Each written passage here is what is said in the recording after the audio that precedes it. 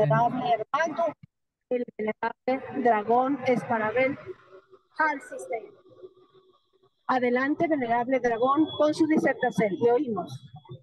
Listo, gratísimas a todos los seres que se están conectando en este Mosierto. Bueno, vamos a dar inicio a la conferencia del día de hoy, que es como un consecutivo o la continuación de dos conferencias anteriores donde estuvimos hablando de el Aleph Taf o el Alfa y el Omega, y estuvimos dando eh, oh, licencia que no me deja.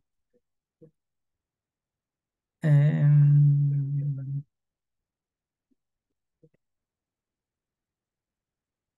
a ver, que no me deja pasar la presentación. Voy a dejar de compartir y ya la vuelvo a compartir. A ver, me licencian un Mozartico. El sello Tao. ah,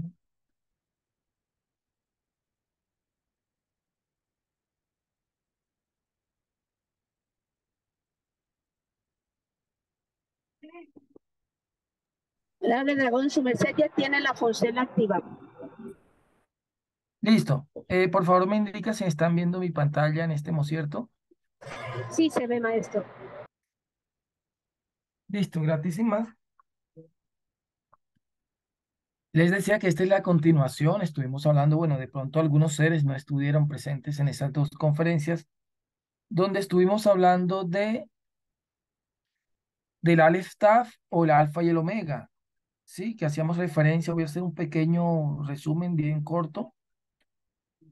Hablábamos de que en el libro de Apocalipsis el Yeshua decía que él era el alfa y él era el omega, ¿sí? Pero que eso lo extrapolábamos al hebreo, entonces nos da el Aleph Taf, ¿sí? Que es la primera y la última letra del alfabeto hebreo, así como la alfa y omega es la primera y la última letra del alfabeto griego, ¿sí? Y decíamos que en el principio, allá en el Génesis, bueno, y colocamos o pusimos un audio en donde el maestro Samael Joad Bator Beor hablaba de que él tenía una Biblia en arameo y que allá decía que en el principio el Elohim Het, ¿sí? Y ese Elohim Het no les explicaba que esta Aleph está, porque la Aleph es silente, o sea, cuando el maestro decía esa frase, en el hebreo originalmente, tanto en arameo como en hebreo aparece Bereshit bara Elohim Het, o sea, hacía referencia al Elohim altargado de esa porcel del cosmos,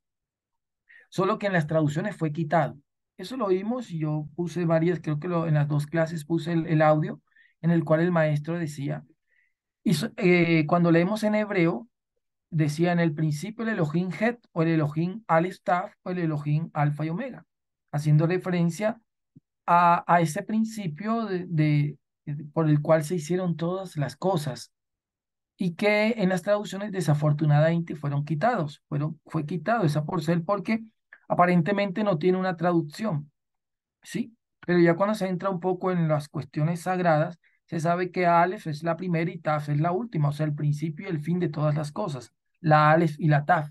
Y estuvimos hablando en otras porceles por qué era de la importancia y que venía a hacer referencia a ese Cristo, a ese Mesías, y por eso dentro de la Cábala hebrea se habla de que en el principio o mucho antes de la creación, de lo que nosotros conocemos como la creación, el Zohar, el libro del Zohar, el Rabí Shimon Bar Yochai nos decía de que Dios, Hakadosh Baruj Hu, así le llaman los judíos, hacen referencia a Dios así, Hakadosh, que es el sacro, y Baruj Hu como el bendito es, el sacro y bendito es. Dice el Zohar, el libro del esplendor, que Dios, la divinidad, se deleitaba hablando con esas letras hebreas, porque para ellos son como entidades vivientes, inteligentes, son como unos Elohim, tienen una fuerza cada letra y no solo es la figura que de pronto estamos acostumbrados. Y nos dice que él se deleitaba con todas estas, con las letras, hablaba con ellas, son como un Elohim de la palabra, por eso tienen que ver con el verbo. Y por eso Juan dice que en el principio todas las cosas fueron hechas con el verbo y el verbo se hizo carne, haciendo referencias al Mesías, al Cristo, o sea, con el poder de la palabra del Aleph Taf, o sea, de la primera letra y de la última letra que está aquí, que es la Taf. De eso vamos a hablar hoy porque ella tiene unos secretos y tiene unos misterios, es un sello. Por eso el Cristo dijo, yo soy el principio y soy la Taf. Soy el Aleph, que está acá arribita, está Aleph, y dijo, soy la Taf. ¿Sí? En griego, claro, como los evangelios se transcribieron al griego, entonces eh, en griego dice el alfa y el omega, el principio y el fin de todas las cosas. Pero como lo transportamos al hebreo, en el Génesis, en el principio, que ya les dije que tendríamos que estudiar muchísimo más, porque allí en el principio hay unos códigos, en el Génesis, que es un libro de alquimia. Sí, es, todo lo que está ahí es un texto de alquimia pura. Pura alquimia es lo que está escrito allí. Y en el primer verso de la Torá o de la Biblia, lo que nosotros conocemos como el Génesis, allí está la semilla de todo lo que iba a suceder. Las profecías, las venidas del Mesías, allí están encriptadas y cifradas en el libro de Génesis, en el libro de Bereshit, en la primera frase y aún en la primera letra con que comienza, que es la letra Bef, que es esta, porque comienza con Bereshit. Yo les expliqué algo que decía el Zohar acerca de cómo se fueron presentando las letras ante Dios, porque cada una quería iniciar, que iniciaran el Génesis con ella. Esa es una historia, un símil o una parábola o un mensaje cifrado, y se fueron presentando todas desde la Taf, ¿sí? Que fue la última, se fueron presentando la Shin, la Res, y todas se fueron presentando en orden invertido hasta llegar a la Bet, y Elohim, o Dios, dijo, voy a comenzar el Génesis con la Bet, porque la Bet viene, es el inicio de la palabra barajó, berajó quiere decir eh, bendicer, y representa el mundo de arriba y el mundo de abajo, y el hombre, esta vara que está aquí, representa al hombre que la puede unir. Y la Aleph, que es esta la primera, no se había acercado, y Dios le dice, acércate, Aleph, porque no se quieres acercar. Y le dice ella, Señor misericordioso, dador de vida. Pues yo no me quiero acercar porque todas las letras anterior inti se fueron presentando ante su merced, ante su majestad.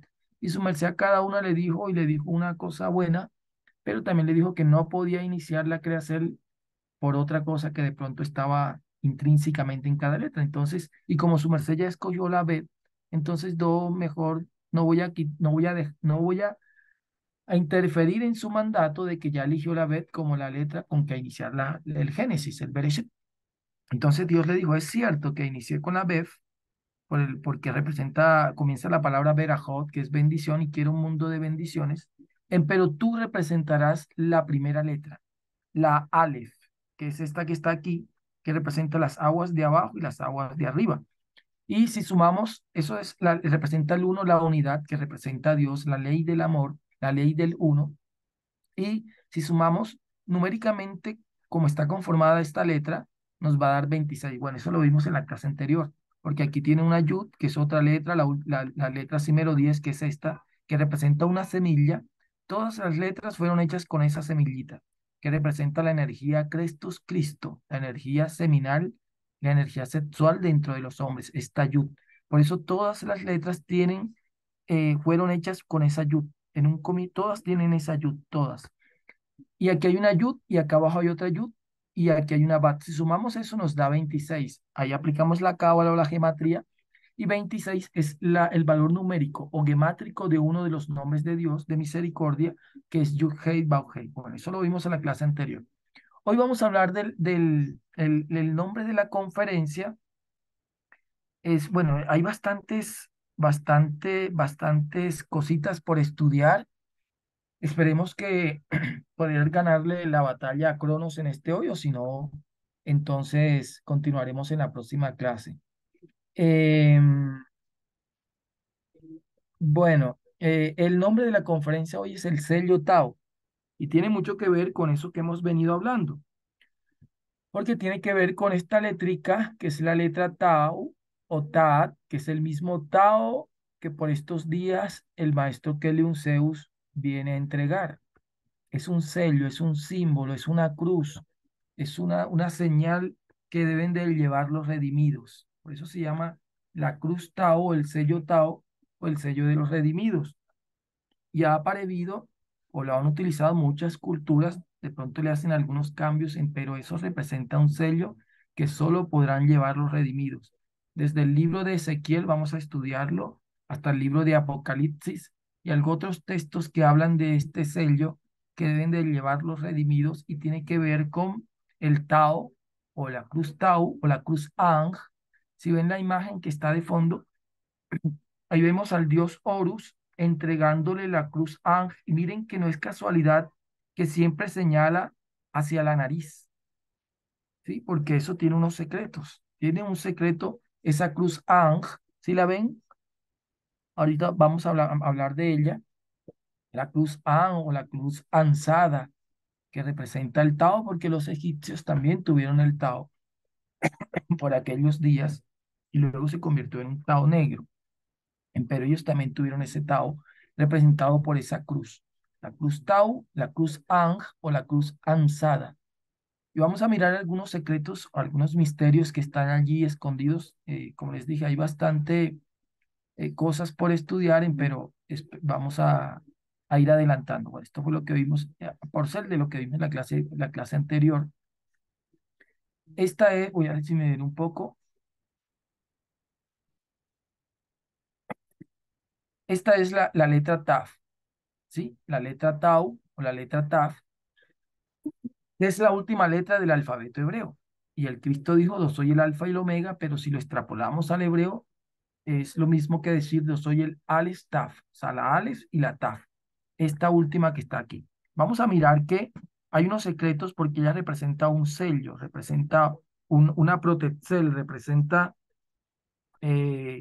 bueno, es un símbolo muy antiguo, pero tiene que ver con Protecel, tiene que ver con los redimidos. Si sus mercedes recuerdan la historia del Éxodo, para los que de pronto no se han conectado en otras conferencias, hemos estudiado de que la Biblia está codificada, que es un código, está cifrado todo lo que está allí, ¿sí? Hay historias y hay otros niveles por encima de esas historias, y a esas historias que siempre leemos se le conoce a eso como el pesad. El pesad es lo superficial, lo literal, lo simple, ¿sí? Leemos en las escrituras que existía un pueblo y que ese pueblo estaba esclavo en Egipto y entonces llegó un Salvador, el legislador Moisés, que es un Cristo rojo, y él llega a libertar, a sacar ese pueblo de esa esclavitud. Y está un faraón y el faraón estaba todo testarudo y no quería dejar salir ese pueblo.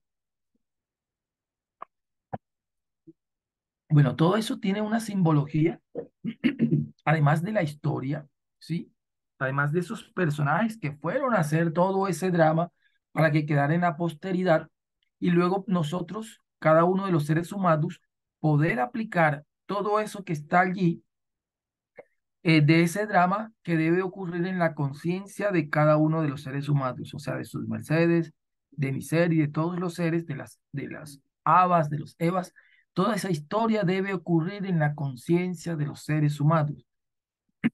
Hay diferentes niveles de interpretación y el más simple o el más superficial, porque las Sagradas Escrituras tienen unas capas, así como la cebolla, y así como tenemos también un cuerpo y tenemos un alma y tenemos un espíritu y así también el cuerpo se trajea, se pone unos trajes, así las Sagradas Escrituras también tienen unos trajes y hay que quitarle esos trajes para que ella nos muestre, se desnude y nos muestre la sabiduría escondida que tienen los textos sagrados.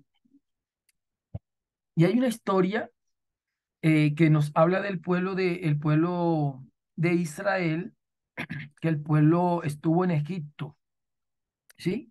Y en otras clases hemos estado hablando que Egipto también representa toda la fisicalidad, lo denso, lo burdo, representa nuestros apegos, la fisicalidad, la tridimensionalidad también, los apegos, la sexualidad burda, ¿sí? Existe la infrasexualidad, la sexualidad normal y la suprasexualidad, que ya es una sexualidad superior, es una sexualidad en la cual se incluye a Dios en el connubio sexual y tiene que hacerse en pureza y en limpieza, ¿sí? Sin mancha, sin pérdida de la energía, porque al perder la energía, entonces se está perdiendo el fuego, se está perdiendo el aceite con el cual se tienen que encender las lámparas y si no hay aceite en las lámparas, entonces el cuerpo, que es el templo, va a estar en oscuridad.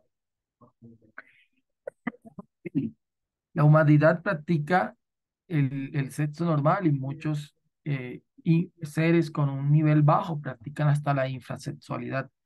Y salir de Egipto es salir también de esa infrasexualidad, porque se dice que el pueblo había llegado al 47 nivel de impureza. Se encontraban en el 47 nivel de impureza y por eso se hacía menester. Todo eso es una codificación que debe ocurrir actualmente en nos, porque la gente pensará, bueno, ¿y de qué me sirve a mí leer esa historia que pasó hace 3500 más años? ¿Sí? En donde, en donde nos cuentan unas historias un poco como extrañas, como raras. Y resulta que esas historias tenemos que traerlas es a nuestra conciencia, ¿sí? En este mocierto tenemos que identificar cuál es el faraón dentro de nosotros, tenemos que identificar cuáles son esas plagas dentro de nosotros y tenemos que identificar cuál es Moisés también dentro de nosotros. Y resulta que el pueblo se encontraba ya esclavo en Egipto, que ya les dije que representa todos los apegos, la infrasexualidad, y entonces menestían salir y salieron en lo que se conoce como la Pascua. Pascua viene del hebreo Peshat. Peshat quiere decir un salto, pero un salto de conciencia. Tenían que hacer un salto de conciencia, salir de aquellos pensamientos de no puedo, de no lo voy a lograr. Eso es estar en Egipto, ¿sí? De la víctima, del esclavo, porque muchos piensan que la esclavitud era una esclavitud física y no. Más que todo son esclavitudes a los apegos, esclavitudes a los vicios, esclavitudes a las bajas pasiones, porque imagínense un pueblo que sale de ese Egipto, que Egipto, en otras clases ya hemos hablado que Egipto viene de una palabra hebrea, bueno, la palabra hebrea para Egipto es Misraim, y esa deriva de Misrar, y Misrar quiere decir estrecho, pequeño, angosto, hablando de estados de conciencia. Todo esto lo que nos está hablando son estados de conciencia, no tanto de la fisicalidad, porque recordemos que los que escribieron los textos sagrados, a ellos no les interesaba la historicidad como tal. En Occidente sí les interesa la historicidad, pero esos libros no fueron escritos teniendo en cuenta la historicidad, sino el mensaje encriptado, cifrado, que querían dar en el mensaje. Y entonces el pueblo tenía que salir de ahí y salieron en el mes de Nishan, en la primavera, en el equinoccio de primavera. Eso tiene un significado y un porqué, porque en primavera es el inicio, el principio, está todo el potencial para poder tener la fuerza de salir energéticamente, para poder vencer al ego, porque eso representa ganarle o salir de Egipto y ganarle al faraón. El faraón es el ego que tenemos todos, todos lo tenemos y con ese es que tenemos que elaborar. Ese es el proceso alquímico que debe ocurrir en cada individuo, ¿sí? Salir del hombre de pecado para convertirse en ese hombre de luz, en ese, en ese hombre de oro, ¿sí? De pasar del hombre de plomo al pasar al hombre de, de oro. Y tenemos que salir de ese Egipto. Y actualmente muchas personas están y estamos en ciertas porciones de Egipto. Y merecemos reconocer en cuál porción de ese Egipto nos encontramos. Y recordemos que simbólicamente nos muestran o esotéricamente nos muestran que el pueblo pusieron, mancharon con sangre del bordero unos dinteles. Dice, y dijo el Señor, pasa por el medio de la ciudad, por medio de Jerusalén. Jerusalén representa el cuerpo físico, ¿sí? Jerusalén representa la ciudad celestial, ¿sí? En la ciudad celestial, allí hay un monte y en ese monte está el templo y ese templo es el cuerpo físico. Y en ese templo tiene dos columnas que representan, dos columnas que también tenemos los seres humanos dentro de nos. Y dice las Sagradas Escrituras, pone en medio de Jerusalén una señal con la letra Tau. Así aparece textualmente, aparece en el hebreo. En las frentes de los hombres que gimen y se lamentan por todas las abominaciones que se cometen en medio de ella. Eso está en el libro de Ezequiel, Sibe 4. Aquí vemos, miren la forma que es muy parecida, a esta señal que tenemos. Porque ya les dije que todo está entrelazado, todo tiene una simbología, todo tiene un porqué o un secreto más allá de pronto de lo que leemos literalmente. Eh, bueno, aquí tengo la imagen, creo que por aquí tenía otra imagen para vida. Eso está en el libro de Éxodo o libro de Shemot.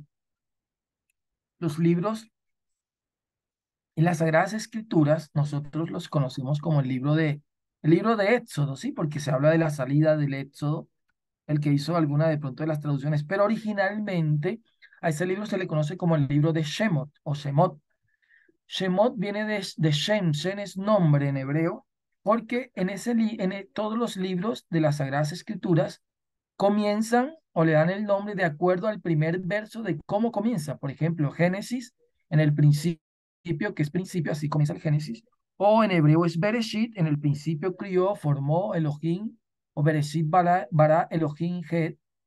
Y el libro de Éxodo comienza con Shemot. Estos son los nombres de los hijos de Jacob que llegaron a Israel. Bueno, algo así dice en el libro de Éxodo. Voy a buscarlo exactamente como dice, para que entendamos de qué es lo que estamos hablando. No es, dice, Éxodo, lo que nosotros conocemos como Éxodo, dice, capítulo 1, Memoradium Símero 1. Estos son los nombres de los hijos de Israel que entraron en Egipto con Jacob. Cada uno entró con su familia. Bueno, y empiezan a enumerar a los hijos de Jacob. Eso es un código, es una codificación. Yo les decía que eso representa las chispas de alma que llegan a encarnar un cuerpo físico en este mundo tridimensional. Eso significa llegar a Egipto. Las chispas de alma que vienen a encarnar en un cuerpo, ¿sí? Y el cuerpo el alma tiene que adaptarse, por eso, porque tiene que adaptarse a la viteria, a la materia, y la materia es densa. Y aquí, entonces, la viteria o la materia está ligada a las pasiones, a los deseos, ¿sí? Y el alma o la chispa divinal viene de dimensiones espirituales y cuando llega un alma a un cuerpo, se siente como aprisionada. Imagínense a un niño, al niño cuando está pequeñito, sí, que la mamá le tiene que limpiar el popó, que tiene que limpiar lo del chichi, que tiene que darle la comida, que tiene que cambiarlo. Sí, el alma llega a un cuerpo que no se vale por sí mismo. Y eso representa también el cuerpo, viene a representar a Egipto, pero ese Egipto, ese cuerpo también tiene que uno biformarlo, transformarlo. Ese es el secreto. Para que el alma y el cuerpo se acoplen, tienen que acoplarse. Y un espíritu vive en un cuerpo fuerte. Por eso en estas doctrinas se habla mucho de que hay que fortalecer la viteria, el cuerpo físico. Porque un espíritu fuerte meneste también un cuerpo fuerte. Y si hay un cuerpo débil, entonces ahí no puede estar el espíritu, que representa también esa chispa de Dios.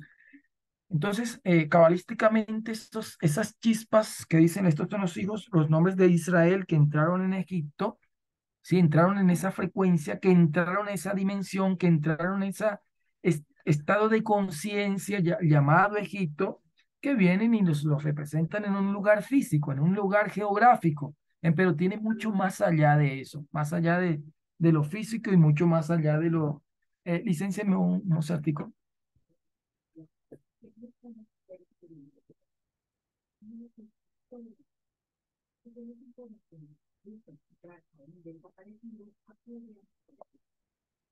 Listo. Entonces les estaba diciendo que según la historia bonita que nos cuenta el libro del Génesis, nos dice que el pueblo luego llegó a Egipto y dicen, voy a leer aquí textualmente, levántense levantóse entre tanto un nuevo rey sobre Egipto, que no conocían a José. ¿Quién era José? José era el hijo de Jacob y José estuvo como segundo al mando con Faraón. Recordemos, bueno, esa es una historia que, bueno, no sé si era aquí o en otro portal que estábamos estudiando, la porción mística del significado de José y cómo eso teníamos que identificarlo dentro de nosotros. Y José, él venció una tentación. José eran dos hermanos que representan también las 12 fuerzas astrales. Y José era uno de los hijos de Jacob, de los menores.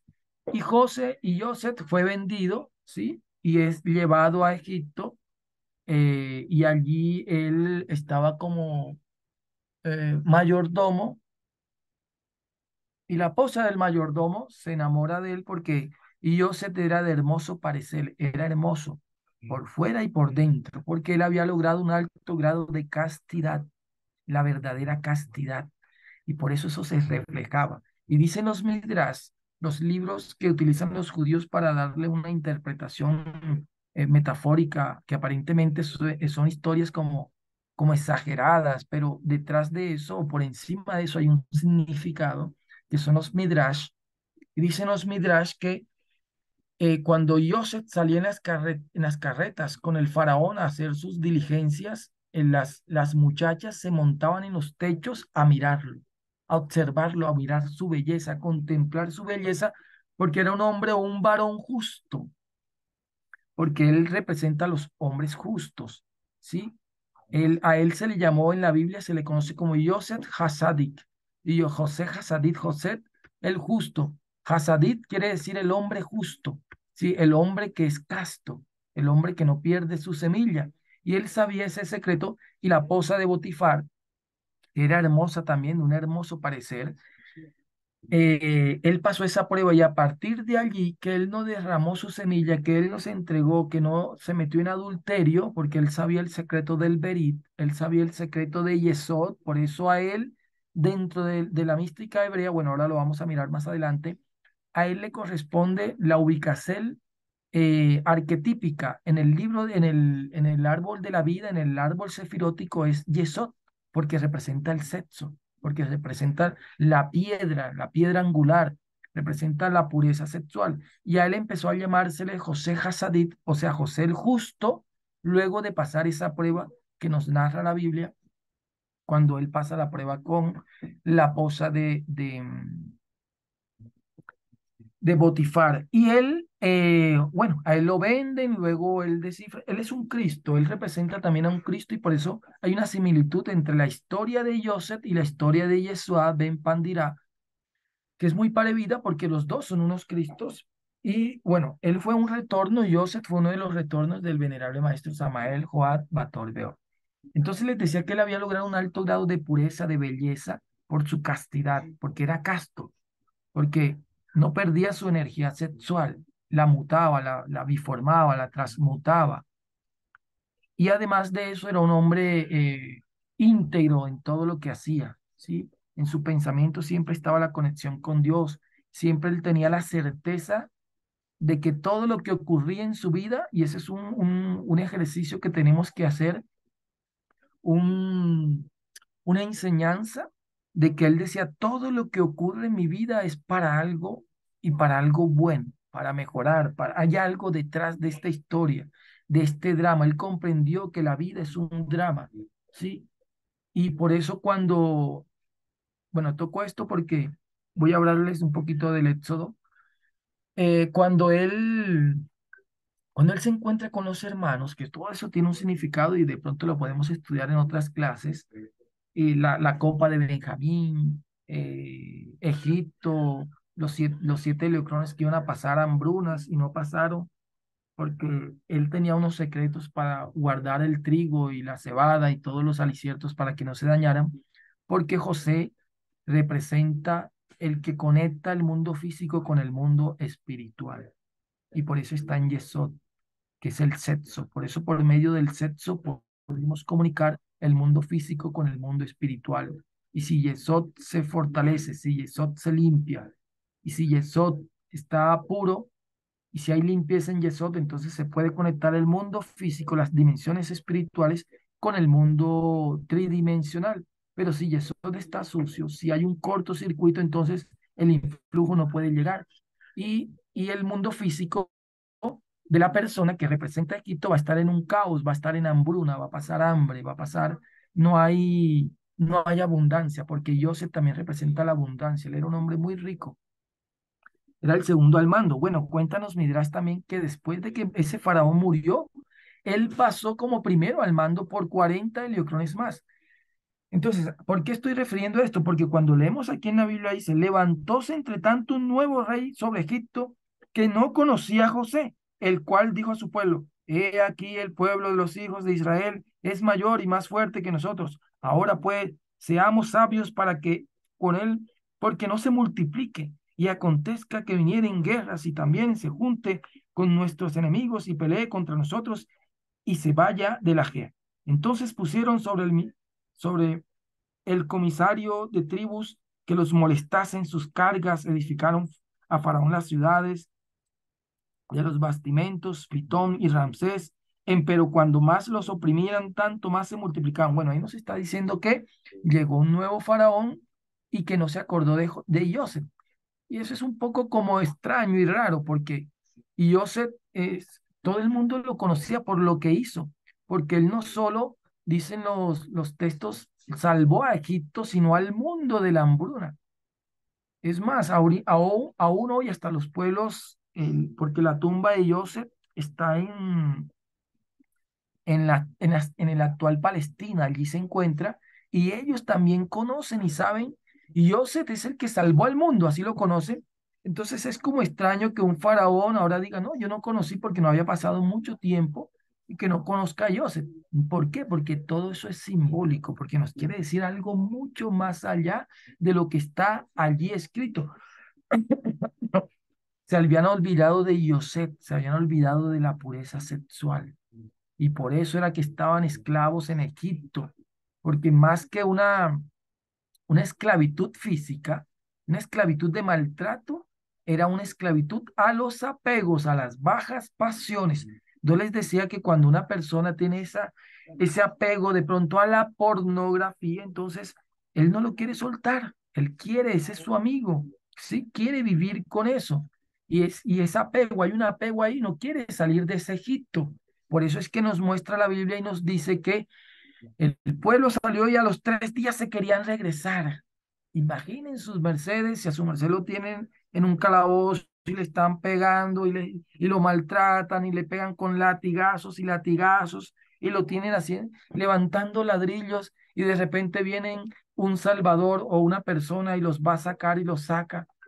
Y las personas a los 3 días querían regresarse.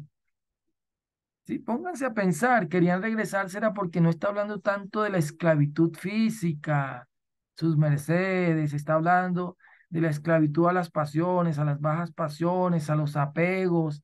Y ay, allá en Egipto cuando comíamos esto, y allá en Egipto sí, regresar y volver a tener eso que tenían y ser esclavo de eso, sí, más que lo físico o la esclavitud física como de pronto se pueda leer literalmente. Por eso allí dice que se olvidaron de Joseph, se olvidaron de José. Bueno, y ahí empiezan a contar lo de los egipcios y bueno, todo eso es un drama, como les estaba diciendo, que hay que leerlo con el lente de la Kabbalah y con el lente de la alquimia para poder entender lo que está allí. O si no, no se va a poder entender. Claro, hay que leer lo literal para poder luego subir otro escalón, luego otro escalón y luego el último escalón que representa el Sot y que viene a representar em, viene a representar el Sot, el secreto, ¿sí? Hay 4 escalones. El primero es esto que estamos leyendo, lo que se lee, lo literal, que Faraón, que la esclavitud, que les pegaban, que llegaron, que tal. Ese es lo se conoce como el Peshat, lo literal, el primer escalón.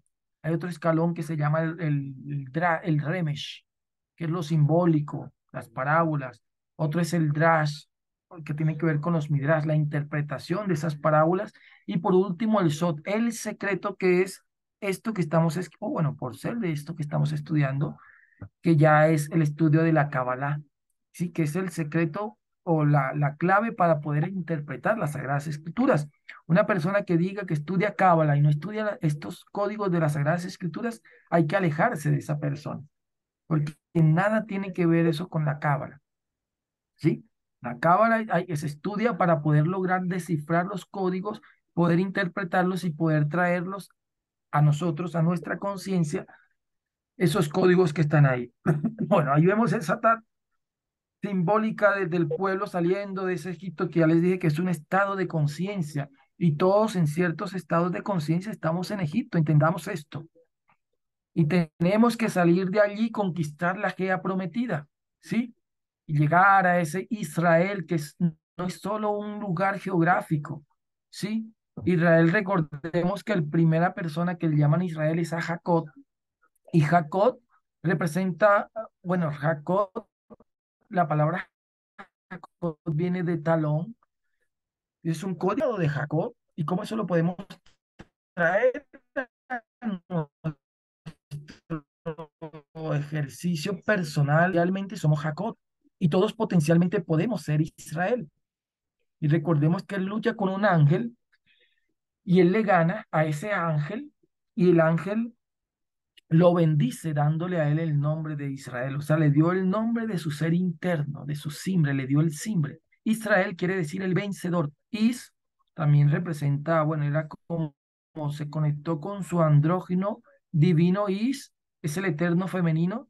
Ra es padre, sol también, y él es Dios. Israel, el andrógino perfecto, o Yacer él, cuando se permutan las palabras en hebreo. Esa es una de las formas de interpretar las Sagradas Escrituras con Kabbalah. Eso se llama notar y con permutar las letras de una palabra, y eso me da otro significado, porque el hebreo es polisémico, o sea, una palabra puede tener varios significados. Entonces, Israel, si lo permutamos, también me da Yacer él. O sea, Yacer es directo a él, directo a Dios. O el hombre, o Yacer Is, el hombre y en hebreo es objetivo de todos, ¿no? Tomar conciencia y salir de un estado de conciencia y tomar más conciencia y convertirnos en Israel. Entonces Israel es un estado de conciencia, no solo está haciendo referencia a un pueblo, a unas personas que pertenecen a una religión, no, es un código, es un estado, es un tipo de alma al cual podemos aspirar. Todos sí nos esforzamos por cumplir esos mitzvot o esos mandatos para conectarnos con, con ese Dios o esa divinidad o ese Dios, como le llaman las religiones. Eh, Dice aquí, por fe se celebró la Pascua y el derramamiento de la sangre para que el que mataba a los primogénitos no los tocase. Eso dice Pablo hablando de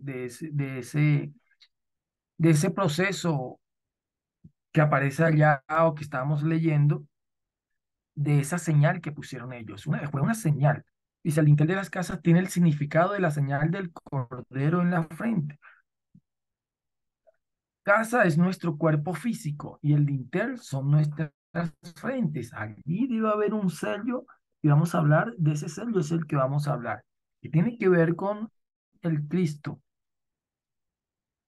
con un secreto, dice, la señal del cordero colocada en el dintel de cada casa de los hijos de Israel, que ya les dije que es una codificación, es el signo de cada uno de los 12.000 señalados de cada una de las 12 tribus de Israel, que reciben en sus frentes, como está escrito en el libro de Apocalipsis de Juan de Patmos. Recordemos que en el libro de, de Apocalipsis, escrito por Juan en la isla de Patmos, cuando él fue llevado a esa isla, porque lo intentaron matar y habían matado a todos los discípulos, los habían matado y a él lo intentaron matar metiéndole en fuego, y como no pudieron, entonces lo llevaron allá a la isla de Patmos, y allá fue que se le reveló a él el Apocalipsis.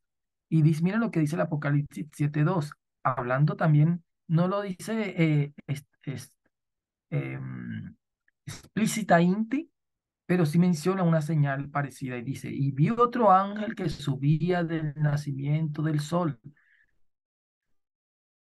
teniendo el sello del Dios vivo, y clamó con gran voz a los cuatro ángeles, y a los cuales era dado hacer daño a la Gea y a la mar, diciendo, no hagáis daño a la Gea, ni a la mar, ni a los árboles, hasta que señalemos a los siervos de nuestro Dios en sus frentes. Y oí el número de los señalados, 144.000 señalados de todas las tribus de los hijos de Israel. O sea, está hablando de una señal que deben de llevar también aquellos redimidos a los cuales no se les hará daño.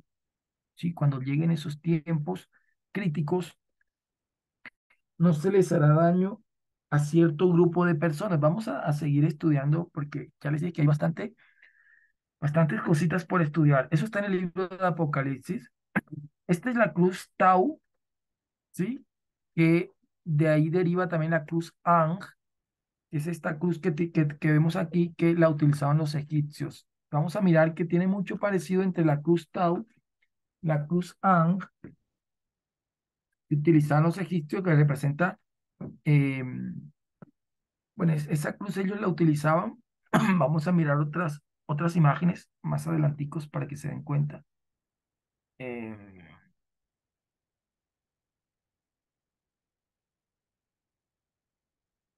a ver si la encuentro. Bueno, aquí.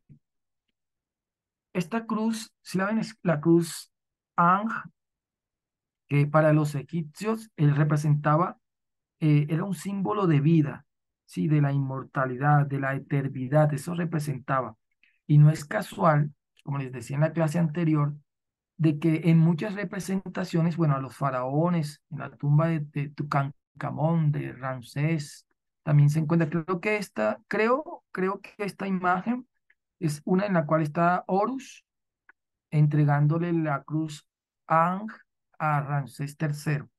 Esta cruz Ang, y no es casualidad que siempre miran que muchas veces señala aquí a la nariz, ¿sí? Porque hay un secreto allí en la nariz, hay que aprender a respirar, ¿sí? Y uno de los requisitos para poder que les sea entregado el Tao o la cruz Tao o el sello Tao o el nudo Tao, porque eso también representa un nudo, es que la persona aprenda a respirar. En la respiración hay unos secretos, hay unos misterios, y el que no aprenda a respirar, entonces está desconectado.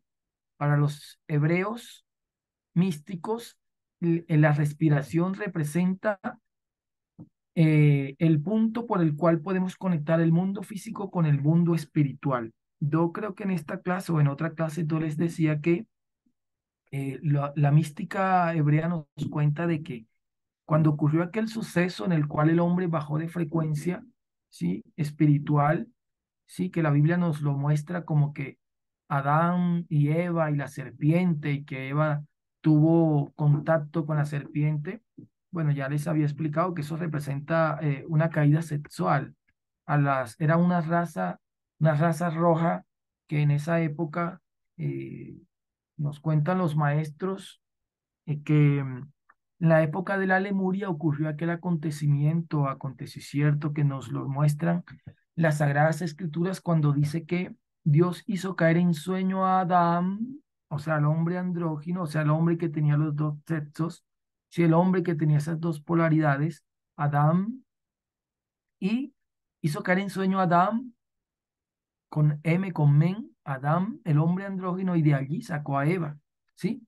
Eso fue una separación de la raza andrógina, de una raza roja que vino de unos soles purgatorios. La Biblia en hebreo nos dice que llegaron de la Gea o la Eres Adamá. Eres en hebreo es tierra y Adamá es rojo, de la Gea roja. Bueno, en las Biblias, en las traducciones, eso se quitó. En el libro del Génesis, en el libro, creo que en el Memorarium Címero 2 dice, y formó pues Dios al hombre del polvo de la Gea, y alentó en su nariz soplo de vida, y fue el hombre un alma viviente. Bueno, las Biblias originalmente en hebreo dice, y formó pues Elohim, Yud-He Bauhei Elohim, que en las traducciones sería Jehová Dios, al hombre del polvo de la Gea de Adamá, o sea, de la Gea roja, era una esfera que no era esta esfera, sino que fueron traídos unos seres de otras esferas, bueno, el maestro, si bien recuerdo, no sé si alguno de pronto recuerda, el maestro Keliun Zeus enseñó que uno de esos soles era el sol de Harry Carfiel. De allá fueron traídos los hombres rojos o esa raza roja, conocidos como los Adanes, porque era una raza. Y tocó dividirla para poder unirlas luego con otra raza que estaba acá en la esfera Tierra, bueno, no solo en esta esfera, sino en otras muchas esferas, desde hace ya 450 millones de heliocrones que estaban en esa raza negra, los luzbeles, y era menester mezclarlos, ¿sí? Para darles el hatus que habían perdido. El hatus es como los átomos divinos que habían perdido los luzbeles por la rebeldía o la rebelnoche que habían tenido hace miles y millones de heliocrones en un lugar de la creación conocido como el pluriabsoluto, que eran absolutos pluralizados, o sea, cada luzbel representaba, era una réplica del absoluto.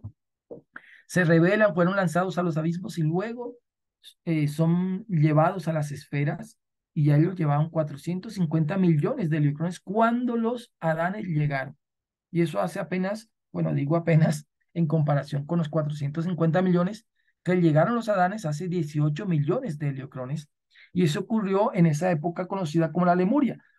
Al principio de la Lemuria, que es la tercera raza, todavía eran andróginos, ¿sí? Los Adanes eran andróginos, tenían los dos sexos, ¿sí? No había el deseo de fornicar, no había el deseo de perder la energía sexual, porque el andrógino tenía un circuito cerrado y él mismo se fecundaba, y lo que hoy es el clítoris de la Eva era ese falo que está unido al útero, ¿sí? Al principio del útero de la matriz, y había un circuito cerrado y él mismo se fecundaba. Luego de la separación, que la Biblia nos lo dice de forma un poquito cortica, que los maestros nos dicen que eso pasaron casi 27.000 a 27.000 heliocrones para que se diera esa separación, que en un principio eran, no sé, no era muy notable, ¿sí? Cuando se separaron, de pronto el miembro viril del varón, ni de la Eva, luego sí se le fue dando forma ya al final de la Lemuria, ya sí, ya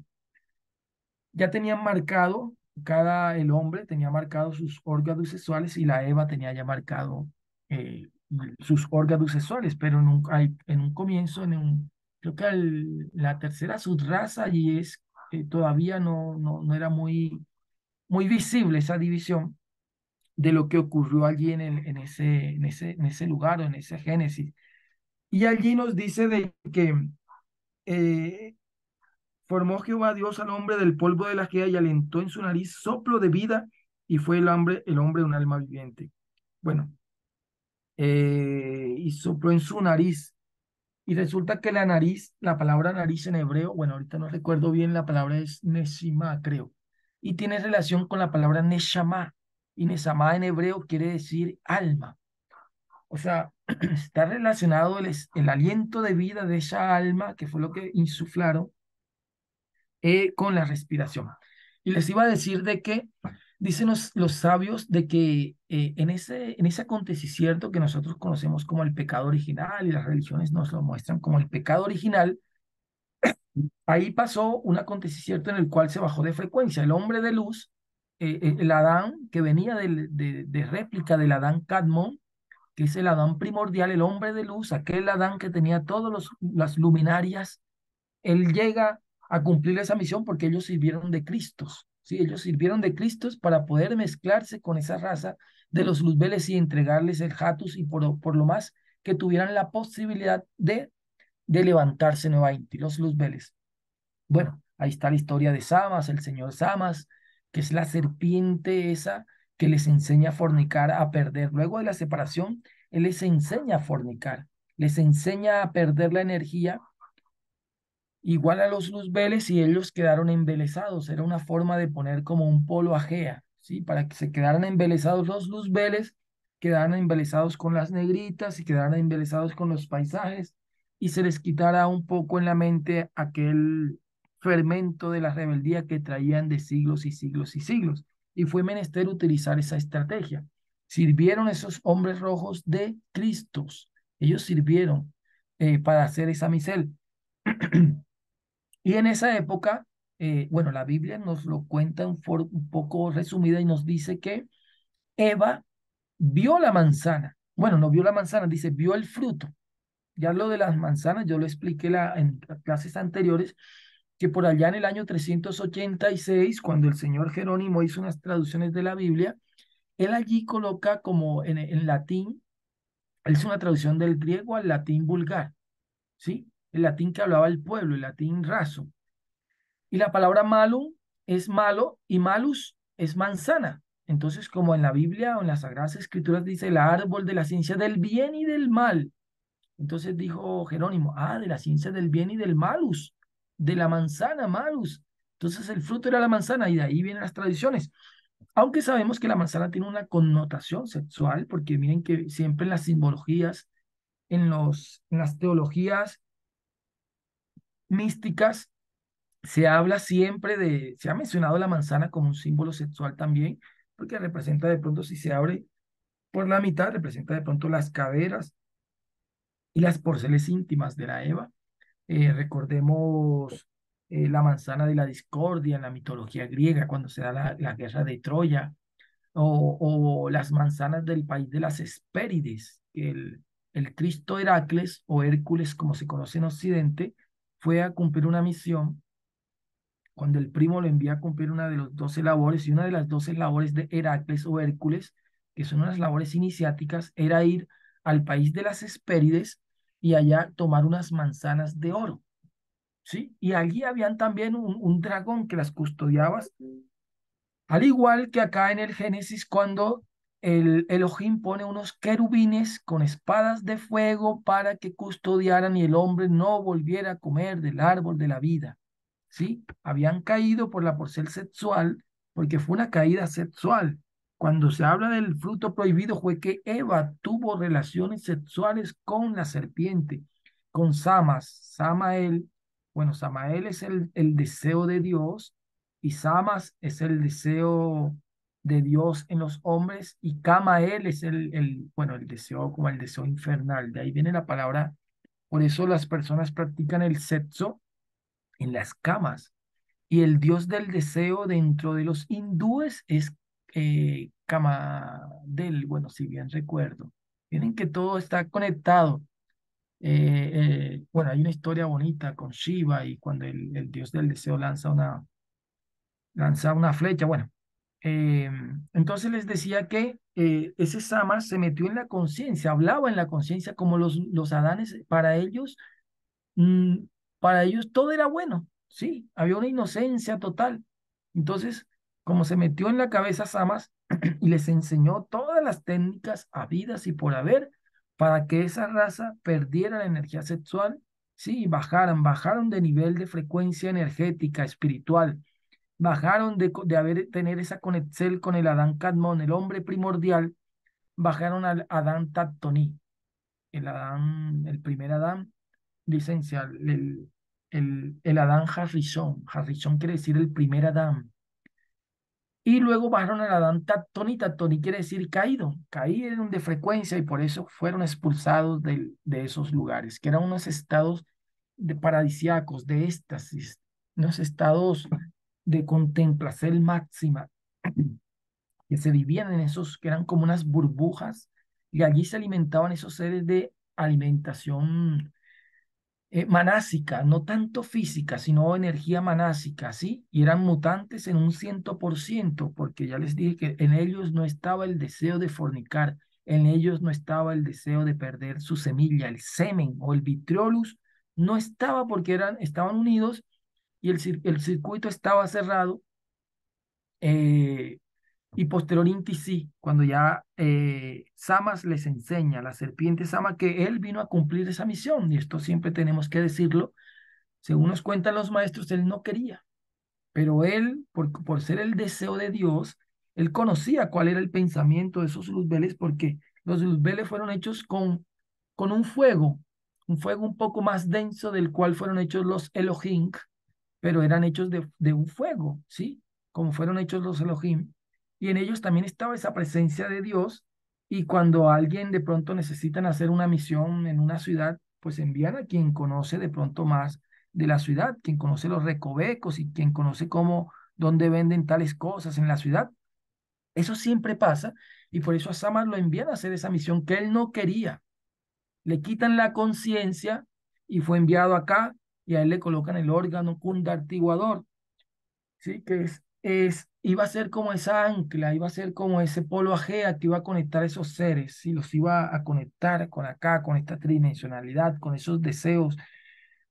Y bueno, llegó una comitiva, nos cuentan los sabios, el Sakakis, Loisos, vieron aquí a hacer esa misión y por eso Samas, él decía el maestro Kelly Zeus, que Samas es el único que puede hablar así en esa forma como despectiva, como hablaba del abominable órgano cundartiguador.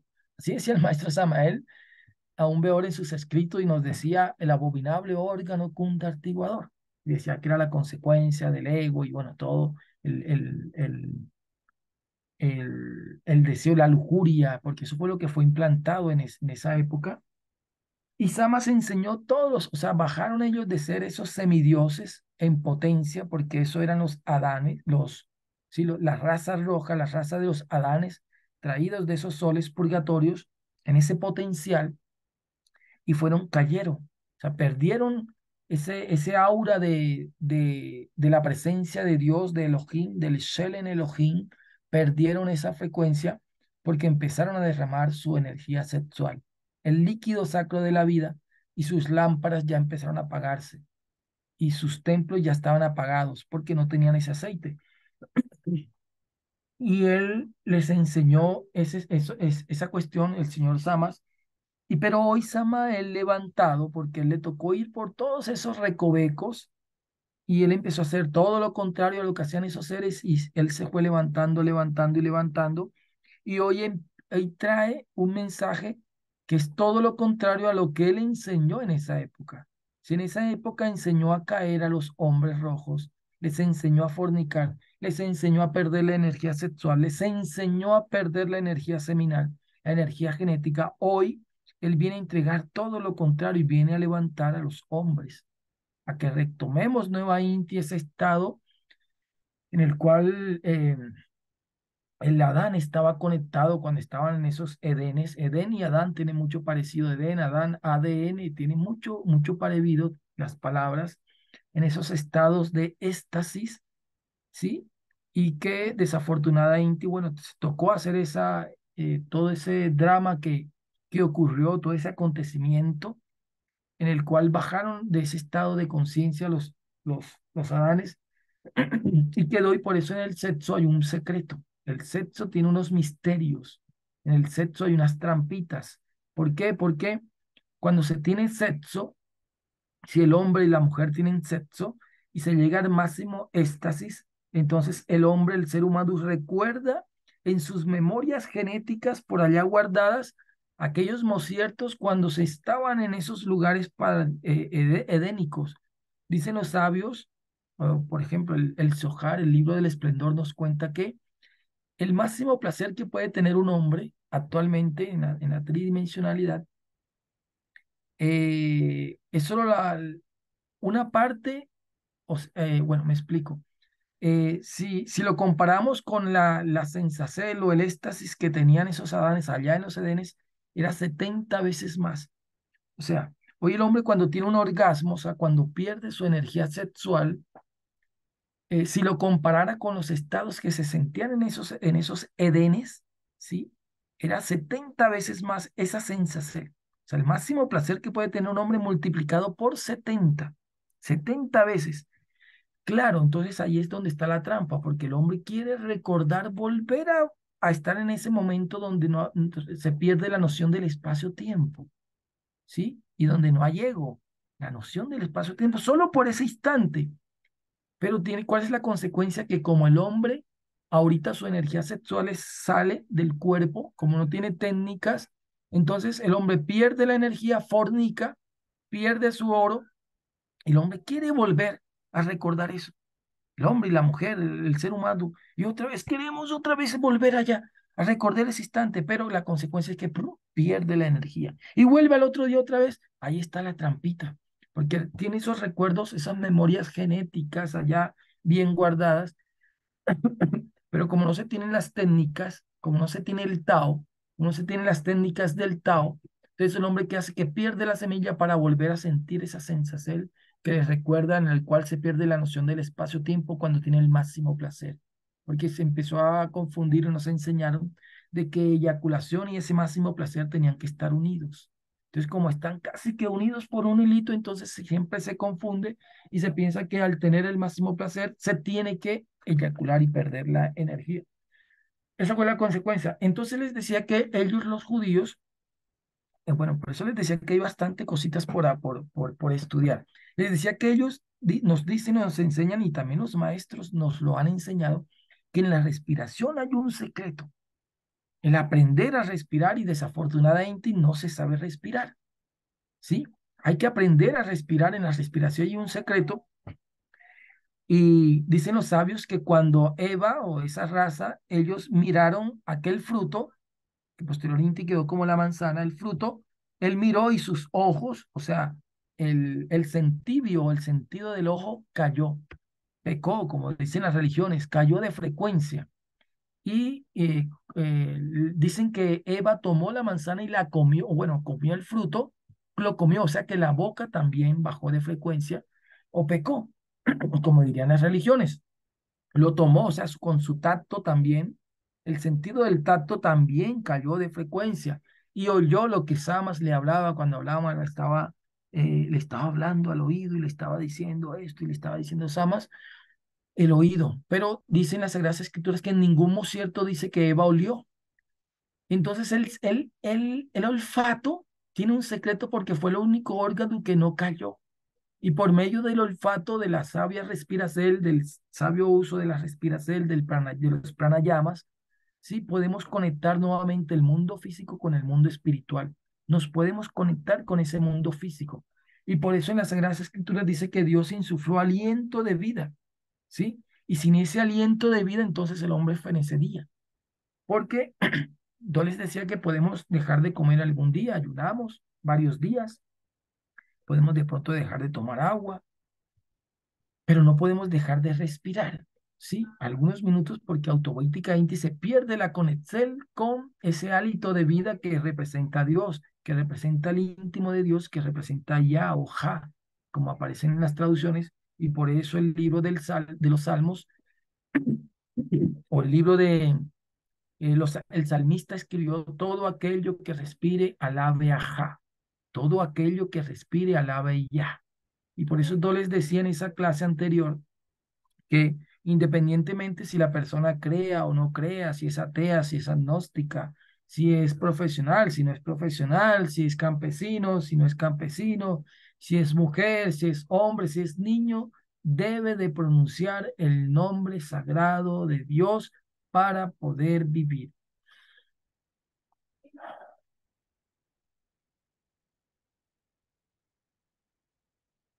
Y la vida es una respiración. Iniciamos, el niño nace, cuando nace, tiene su primera bocanada de aire, de ese hálito de vida, y cuando fenece, ¿qué dicen? Ah, dio su último aliento. O sea, estamos en una respiración y la respiración tiene unos secretos. Hoy la neurociencia nos lo demuestra. ¿Qué zona se activa cuando uno empieza a prestar atención a la respiración? Hay técnicas de pranayama, sí, para energetizar el cuerpo, para quitar hasta bloqueos, ¿sí? Ciertos tipos de respiración que nos quitan ciertos bloqueos o amarres neuronales que hemos creado, ¿sí? Y que repetimos y repetimos ciertos hábitos y eso han creado como un amarre y por eso salir de ese amarre es tan difícil, porque se han creado unas conexiones neuronales, unos circuitos neuronales todos enredados y cada vez que la persona repite el acto bueno o malo, el hábito bueno o malo, fortalece mucho más esas conexiones y ahí muchas veces también hay traumas allá y con ciertos tipos de respiración especial se pueden quitar esos traumas porque se logra entrar en ciertos estados alterados de conciencia. Hay unos ciertos tipos de ejercicios de respiración con lo cual podemos producir DMT o dimetiltriptamina, que es aquella sustancia endógena que produce la pineal y nos conecta con Dios, ¿sí? Que es aquellos que utilizan el peyote o la ayahuasca, que no es recomendable porque esas sustancias o esas plantas, aunque son sagradas, solo la debiera de utilizar el chamán, el sabio de la comunidad, porque él sí conoce cómo debiera de elaborar, pero ahorita casi que es una moda. Mucha gente tomando peyote y tomando ayahuasca para poder conectarse, porque es que cuando toman esas sustancias la pineal empieza a generar dimetiltriptamina o DMT, que se le conoce como la hormona de Dios, ellos empiezan a ver cosas, la persona empieza a conectarse, hay cierto donde se pierde la noción del espacio-tiempo, y al perderse la noción del espacio-tiempo no hay ego, Entonces, claro, en cierto modo cierto pueden que se conecten con su ser. Pero esas plantas, nos enseñaba el maestro Kellyun, que son plantas recolectoras de energías. Ellas limpian el ambiente. Si la persona no está preparada, entonces todo ese ambiente que limpian, entonces se lo va a regresar a la persona. Y no es muy bueno eso, porque ya les dije que son plantas sagradas, el peyote, la ayahuasca, el borrachero, corneta de ángel, pero ellas recogen, limpian todo el ambiente y solo el chamán es el que está autorizado. Pero nosotros podemos producir DMT. El cuerpo tiene la capacidad de producir DMT, dimetiltriptamina, con ciertos ejercicios de respiración un poco ya más esotéricos. O cuando de pronto hacemos ayuno, también se producen nanopartículas de DMT o dimetiltriptamina. Nos conecta con esos estados en el cual yo me conecto con mi ser. O sea, hay una hipofrontalidad transitoria, que es buenísimo eso cuando entramos en ese estado de éxtasis, de máximo placer, de máxima, de plenitud, ¿sí? Que me siento lleno, que está esa presencia divina en mí, en el ser humano, en la persona. Entonces ahí hay una hipofrontalidad transitoria, que es buenísima. Y hoy la neurociencia lo viene estudiando. ¿Qué es la hipofrontalidad transitoria? Sabemos que la corteza prefrontal cumple muchas funciones cognitivas muy importantes, para la toma de decisiones, para la planeación, para el autocontrol, para la creatividad, para la planeación. Está conectada, ella está en el neocortes, ¿sí? eh, que es como la porción más evolucionada del cerebro, con la que pensamos, con la que razonamos, con la que tomamos decisiones. Sí, que es esa zona prefrontal, el niño no la tiene muy desarrollada. Bueno, y algunos adultos desafortunadamente tampoco. Y por eso se gritan y pelean y no hay autocontrol. La persona no puede planear, no hay empatía, porque es una de las zonas del cerebro donde se produce la empatía. Entre más nosotros fortalezcamos esa zona prefrontal, más empatía vamos a tener mayor flexibilidad cognitiva. Y esto lo he venido repitiendo hace algún tiempo. Y la respiración nos va a ayudar. El prestar atención a mi respiración constante e íntima en el diario vivir, al caminar, al manejar una bicicleta, al comer, al hablar, al estar pendiente de mi respiración, estoy fortaleciendo esa zona, que es demasiadamente importante. Pero esa zona también es la del raciocinio, ¿sí? Cuando razonamos, cuando pensamos que esto, que lo otro, que tal. Y esa zona nos aparta del ser también. Y cuando yo produzco hipofrontalidad, hipo quiere decir bajo, hipofrontalidad transitoria, entonces en esos momentos yo me conecto con mi ser. Y al conectarme con mi ser, entonces no es, y al no estar el ego, yo oigo, y oigo más esa voz de la conciencia, que es lo que tenemos que hacer los seres humanos. La respiración tiene un poder. Ya les dije que hay ciertas zonas del cerebro que se ven mucho más influenciadas, y es una de las formas del Tao en la respiración, el Tao de la respiración. Hay que aprender a respirar, venerables, aprender a respirar. Una persona que tenga 20, 10, 15, 40, 30 heliocrones en estos caminos, en estas enseñanzas, y aún no tenga en cuenta la respiración, pues tiene que repensar todo lo que ha venido haciendo, porque la respiración es el poder, el secreto. Ahí hay un Tao en la respiración.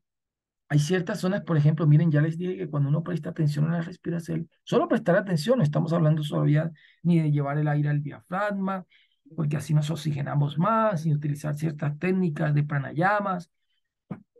Solamente con prestar atención, la zona del autocontrol nos va a ayudar mucho, porque cuando se fortalece más esa zona, voy a tener más autocontrol, voy a tener más flexibilidad cognitiva, que es que ya no me voy a identificar tan fácil con las situaciones, esas peleas que me dijeron que tú tienes la camisa de rojo, que esto, que tal y tal, y pelea y tira y sacan trapito y todo, no hay flexibilidad, porque hay una zona que se conoce como la ínsula, y la ínsula tiene que ver con la identificación. Recordemos que Samael Aumbeor habló muchísimo, muchísimo, que no teníamos que identificarnos con las situaciones porque caíamos en la inconsciencia, porque entrábamos en la mecanicidad. Ahora, ¿cómo se hace eso? Bueno, el maestro Samael entregó unas técnicas de la clave de sol, el sujeto, objeto y lugar. Si preguntarme yo qué estoy haciendo, si en dónde estoy, sujeto, soy yo, el objeto, qué es lo que estoy mirando, si en el lugar en el que estoy, si para no dormirme, para no dormir, porque dice el maestro que eso trae la inconsciencia. para que la persona no entremos en esa inconsciencia. Y la ínsula, cuando presto atención a mi respiración con técnicas de respiración, ella se engrandece. Y ella, yo voy a tener un mayor dominio sobre ella porque ya no me voy a identificar tan fácil, porque la ínsula es la zona del cerebro con la cual nos identificamos. Sí, esa es la que dice, no, yo soy así, y yo soy de tal lugar, y yo soy, los ingenieros somos así. Esa es la que hace que nos identifiquemos. ¿Sí? Es la noción del yo, de lo que yo soy. O si de pronto me criaron de tal forma, por la cultura, por los papás, eso es lo que me identifico. No, yo soy una persona tal cosa, o yo soy grosera, o yo soy no sé qué cosa, o yo soy. Esa zona de la ínsula es la que hace eso. Sí, bueno, ella cumple muchas funciones y con la respiración podemos tener un control sobre ella y también podemos tener un control sobre la amígdala, que eso creo que lo hablé en otra clase, porque hay tres zonas fundamentales que se fortalecen o que se activan cuando uno hace ejercicios de respiración. Una es la corteza prefrontal, que ya les estaba hablando. Otra es el hipocampo y la otra es la amígdala. El hipocampo tiene que ver con la memoria y la amígdala tiene que ver con las emociones. ¿Sí? Voy a tener un mayor control sobre esas emociones, no voy a ser tan impulsivo. Porque la amígdala no es que sea mala, sino que ese es su labor. Si aparece algo, si me gritan, yo grito. Si tengo la amígdala hiperestimulada, la persona va a gritar. Con ejercicios de respiración, con pranayama, con do prestar atención a mi respiración, en una meditación constante, ¿sí? No solo cuando esté quieto o reposo, no. En todo instante yo estar pendiente, prestando atención a mi respiración, le bajo influencia a esa amígdala, demostrado hoy científicamente.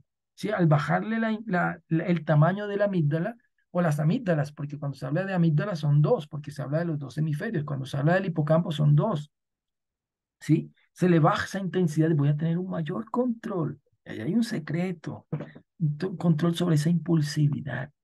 Y no solo de pronto con mis hermanos, no solo de pronto con las personas que me encuentro, sino en otras situaciones, en la cual puedo tener yo un mayor control por medio de la respiración. Esas tres zonas, además de otras, pero las más importantes que la ciencia estudia, está allí en la respiración. Menestemos aprender a respirar y por eso no es casual que allí se le está entregando o se le está entregando el secreto al faraón, el dios Horus se le está entregando la cruz Ang, se le está endirecer a la respiración, a la nariz. Miren que yo les decía que, eh, por ejemplo, una persona que diga, no, yo soy espiritual y hablan de espiritualidad y no sepa respirar y no tenga en cuenta la respiración y no meta dentro de sus labores espirituales la respiración, también tiene que repensar todo lo que ha venido estudiando, porque yo les decía, creo que en la clase anterior, que respirar o espíritu la palabra espíritu viene de espíritus. Y esta deriva de una palabra que es expirare. Y expirare, ¿saben qué significa? Respirar. O sea, la respiración está ligada a la espiritualidad, porque espíritus está ligada a la palabra espirares, y espirares quiere decir inspirar, respirar. El constante eh, secreto de mantener la respiración de saber, de aprender a respirar. Eso les iba a hablar bueno, hay muchas cosas acá que me devuelvo un poco. A ver, bueno, aquí. Entonces les decía que esta es la cruz Tau, que tiene un secreto, que es la misma cruz Ang, esa que le estaba entregando la divinidad, le está entregando al faraón, que es un símbolo que ellos siempre utilizaban, y representa también el Tao, representa el Tau o la Tau. Tau, ya les dije que era, a ver si les muestro acá, era la última letra del alfabeto hebreo, es esta, que es un Elohim, ella es un Elohim. Dentro de la mística se le conoce como el Elohim Tejinaj. El Elohim Tejinaj, cada letra representa un Elohim y tiene un nombre de esas 22 letras hebreas, que es la misma Tau o Tau. Y les decía que esa cruz es un sello, el sello Tau. Es como es un símbolo, bueno, antiquísimo, muy antiquísimo, mucho antes de pronto de lo que nosotros, la historia, pueda reconocer. Es un símbolo antiguo y universal y tiene unos significados ocultos, o bueno, ¿cómo le podemos llamar? Sagrados, escondidos. Samael aún peor nos enseñaba de que la cruz tiene un significado, tiene un secreto mucho más allá de pronto de lo que de pronto las religiones han querido mostrar. Y a nivel de alquimia, los alquimistas utilizaban como un recipiente que representa el útero también de la Eva y representa el, el recipiente donde los judíos o los hebreos recogieron el maná durante 40 leocrones en el desierto, todo eso es una codificación, recoger ese maná, y ellos recogían en unos recipientes, todos los días tenían que recogerlos al alba, ¿sí? Recoger el maná, el pan del cielo, y el día viernes tenían que recoger doble porcel, porque el Shabbat no podían recoger ese maná, sino que tenían que recogerlo dos veces. Bueno, el que estaba conectado con su ser, el que estaba bien conectado con Dios, con la divinidad, y estaba cumpliendo los preceptos, ese maná le podía saber a lo que él quisiera. Si quisiera que le supiera uva, le sabía uva, quería que le supiera a un pan, a manjares, le sabía. Pero el que estaba siempre renegando y no estaba laburando sobre sí, entonces eso le sabía yo como a un pan viejo y le sabía como algo, y por eso muchos empezaron como a cansarse. Y nos cuenta el maestro Samael en alguno de sus libros, en su literatura, de que los alquimistas, que ya les dije que toda la Biblia es un libro de alquimia, ¿sí? Más allá de las historias, más allá de los pasajes, que el profeta peleó, que salió, que cruzaron, que esto, que las geas, que el ganado. Es un libro de alquimia, y alquimia quiere decir biformación, transformación, pasar de un estado a otro, convertir el plomo en oro.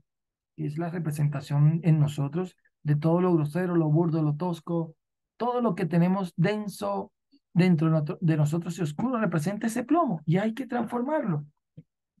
Y los alquimistas utilizaron muchos símbolos, palabras, colores. Ellos utilizaban mucho el crisol, que era como ese recipiente, que allí en ese recipiente se llevaba a efecto la Magnus Opus, o la obra magna, o la gran obra, que era como un recipiente. Y dice el maestro Samael que el crisol de ahí viene, deriva de la palabra cruz, porque en la cruz o las cruces tienen unos secretos. ¿Sí? Es el cruzacierto, el cruzamiento. Dice que la cruz tiene el poder de crear hombres o de crear demonios, ¿sí? O de crear superhombres. En el poder de la cruz está un secreto. No puede haber creación, decía el maestro, sin el signo de la cruz, ¿sí? Nos contaba el maestro Samael, licencia, que al cruzarse las melodías musicales, se produce una bella eclosión de sensibilidad en el que lo está escuchando, o nosotros, cuando empezamos a oír la música, ¿sí? Empezamos a una eclosión de sensibilidad de nuestra alma, y empieza a vibrar. Y esa armonía interior resulta del precioso cruce de los sonidos. Cuando se empiezan a cruzar los sonidos, ¿sí? Los sonidos musicales empiezan a producir eso, y ahí hay una cruz, decía el maestro. Al cruzarse el zoospermo de un varón, que es la célula masculina con sus 23 cromosomas, con la célula femenina llamada óvulo, sus 23 cromosomas, entonces da como resultado a un ser humano. Hay un cruce, o sea, todo en la naturaleza se da por un cruce, porque ese es el símbolo o el significado que tiene la cruz, más allá de pronto del significado religioso que le han dado.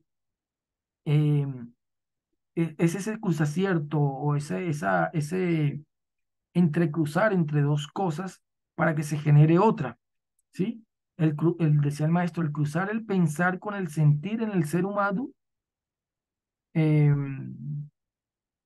hace que viviremos en perfecta armonía. O sea, cuando todo lo que estoy sintiendo con lo que estoy pensando, luego lo logro unir, entonces cuando voy a tener resultados, licencia, me están escribiendo.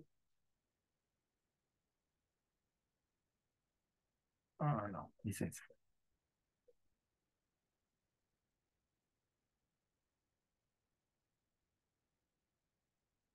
Bueno, les estaba diciendo de la cruz, al significado que tiene la cruz, más allá de pronto de lo que, bueno, yo creo que vamos a tener que continuar en la próxima clase porque, bueno, son las 8:30 y todavía tenemos, hay varias cosas todavía por estudiar. Pero bueno, voy a culminar con esto. Les decía entonces, les está hablando de la cruz, por ejemplo, el agua, H2O. ¿Qué nos indica eso? Dos moléculas de hidrógeno con una dosis. No hay un cruzacierto, ¿sí? Para que se dé la molécula del agua, entonces se unen dos L-ciertos. ¿Qué es lo que nos quiere decir la cruz? Tiene unos significados y tiene unos misterios, y por eso siempre ha habido utilizado y ha habido utilizada diferentes cruces a lo largo del tiempo. En este caso, hoy estamos hablando de esa cruz Tau o la cruz Ang, que también eh, tiene una connotación. Ya les decía que para ellos, para los egipcios, por ejemplo, representa la llave de la vida o la llave de la fertilidad, porque representa también los genitales. Bueno, vamos a mostrarla, a ver si de pronto la tenemos. Esta representa los genitales de Osiris y de Isis dentro de la sabiduría o de la teología, dentro de los egipcios, que también sabemos que hay mucho esoterismo en esos pasajes, porque esa cruz tiene la ¿Listo? forma como una llave. Y ahora sí te identifico. En 10. En 10 Algo, se ve sí, sí. mejor. No, Hola, es que hola, en hola. 40. Sí, es que en 40 se ve muy grande. Entonces ya tú debes saber a dónde es que vas a meterte para, o sea, conocerla para saber qué es lo que vas a leer. Hola, bueno, hay una manito levantada y hay un ser que está hablando Ay, que tiene el foro abierto. siempre yo, perdón.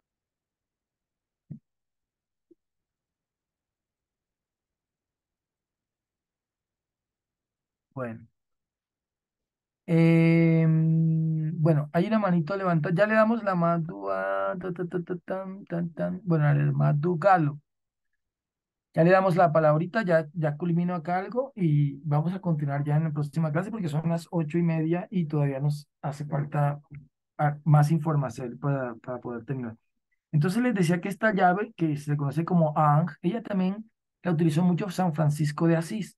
Él tiene mucho conocimiento, fue un gnóstico, Samael Aun Weor habla muy bien de él. Bueno, él creo que tuvo contacto también con los sufis, los derviches danzantes, que es la porción mística de los musulmanes, así como están los cabalistas o los necubalín, que es la porción mística de los hebreos, de los judíos, los que estudian el significado escondido, oculto y místico de las Sagradas Escrituras, no solo lo literal.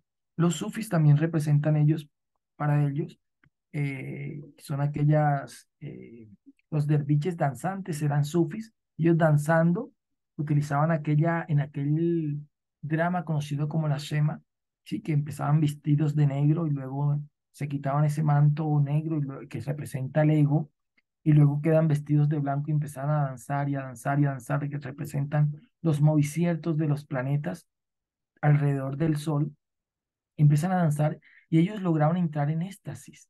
O sea, ellos lograban entrar en una conciencia superior, en un estado alterado de conciencia. Allí se producía también hipofrontalidad, ¿sí? Así como cuando uno hace esos ejercicios de respiración y puede entrar en esos estados. Los sufis entraban también allí en esos estados de, de hipofrontalidad transitoria o de estados alterados de conciencia en esa danza que se conoce como la sema, en el cual ellos entraban de negro y empezaban a danzar, una mano levantada al cielo y la otra inclinada hasta al piso, a la gea, al suelo, a la gea, a lo tridimensional. O sea, con una mano traen la energía divina y con otra es ofrendada a los hombres. Por eso en la danza siempre iban danzando con una mano hacia arriba y otra hacia abajo, y en dando vueltas y vueltas y vueltas entraban en éxtasis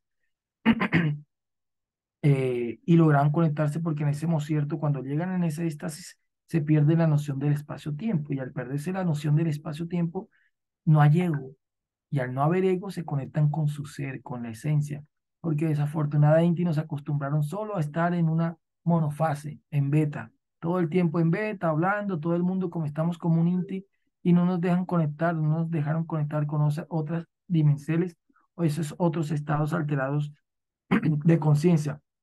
Entonces, esta llave, esta cruz también representa una llave. Por eso al Tao también se le conoce como la llave Tao. Y en muchas ocasiones también aparecía como un nudo, porque ese nudo Tao también cierra. Cierra que la energía no salga, que no vuelva a salir, ¿sí? Y llevar esa cruz o llevar ese sello, eso tiene hay que prepararse. Alguna vez a la maestra Afrodita le preguntaron y ella decía que bueno, la gente le decía que por qué no entregaban el Tao. Sí, si esa es la llave Tao, entonces entréguenos el Tao, si ese es el secreto, secretorum. Pero no, venerables, eso no es tan así como soplar y hacer botellas. Se meneste una preparacel porque si no se tiene esa preparacel, las consecuencias pueden ser más graves. ¿Por qué? Porque la persona al no tener la preparacel no puede cargar con un peso tan grande y tan fuerte como es cargar con esa fuerza, con esa técnica o con ese secreto del Tao. Si por mucho que yo quiera un niño o un adolescente y yo lo ama y quiero que sea fuerte y quiero que sea vigoroso, yo no le puedo poner, si el niño tiene 4 o 5 añitos, no le puedo poner a cargar un bulto o un costal de papa porque no lo va a poder soportar, ¿sí? Tiene que haberse el niño preparado y llegar de pronto, fortalecerse más, llegar a la adolescencia para ahí sí empezar a poder cargar eso, pero se merece una preparación. Entonces no se le puede dar las técnicas, no nos pueden entregar esas técnicas así nada más porque se meneste toda una preparación y es una preparación integral.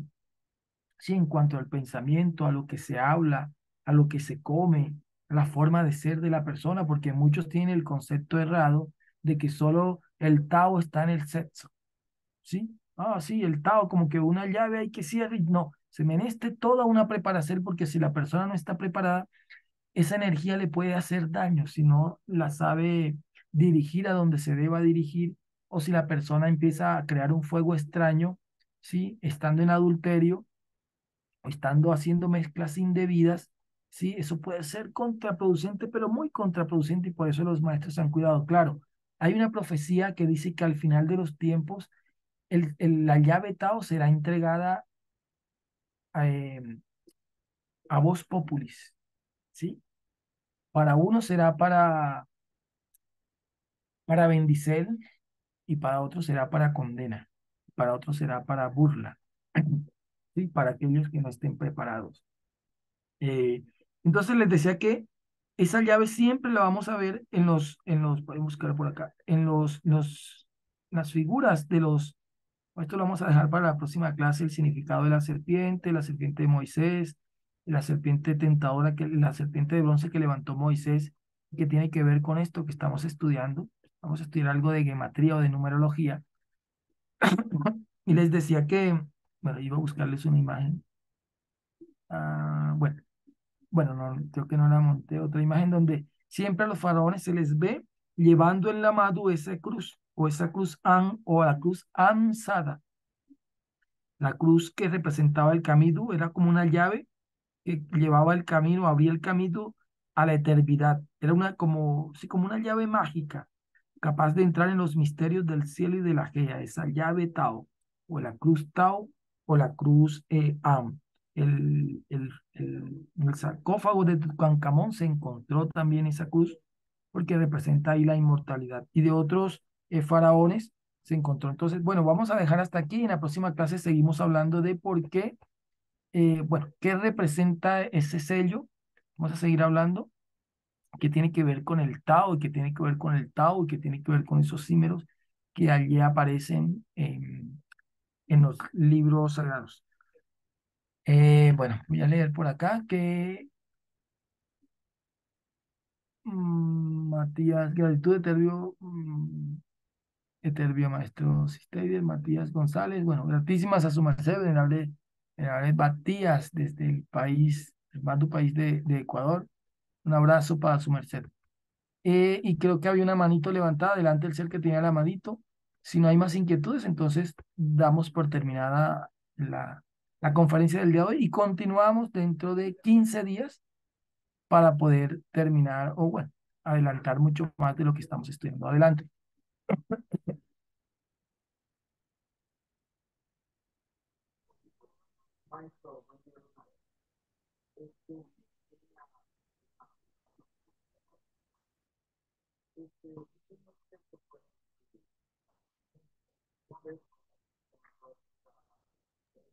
Sí, adelante el ser que tenía la mano levantada, que vi que había una manito levantada, a ver quién es. Galo, el hermano Galo tiene la mano levantada.